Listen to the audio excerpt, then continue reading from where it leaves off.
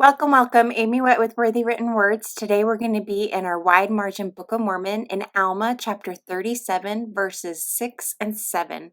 And the very first thing that we're going to do is we're going to take this clear sticker and we're going to place it at the very top corner of our margin and then cut off the clear bits that are hanging off of the end of that. Next, we're going to work on this mechanism where the flowers pull up from behind the dirt.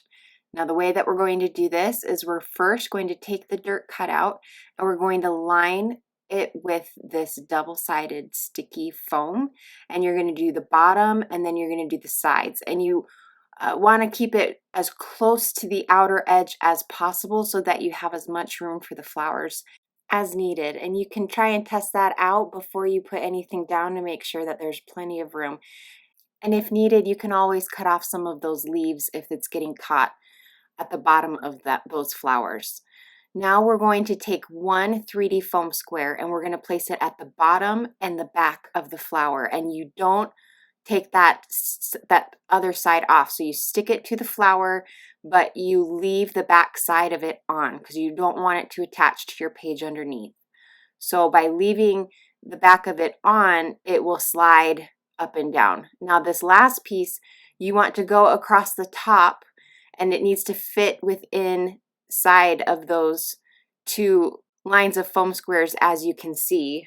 But instead of putting it on the dirt, I line it up and place it on my page. And this one, again, I'm not going to take the top of it off because I don't want those flowers to stick to it. So I leave the sticky side down and the top part of that is going to remain covered. Now removing all the three sides, I attach that dirt to my margin and I can pull those flowers up and down, and you can see they get stuck so that they don't come out, and then you can slide them in and out. Now I'm going to attach these lyric stickers and I'm going to make it so that they cover the footnotes.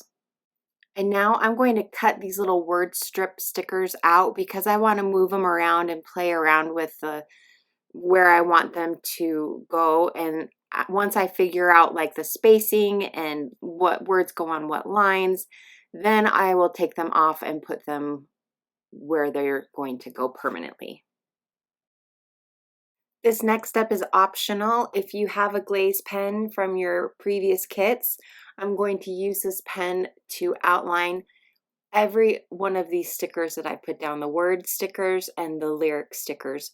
And I'm going to do a very loose doodle type of outlining, so I'm not super careful to make it right around each edge, and I'm also going over it multiple times, leaving space in between the two lines so that it looks like I want it to look like I've gone around it multiple times.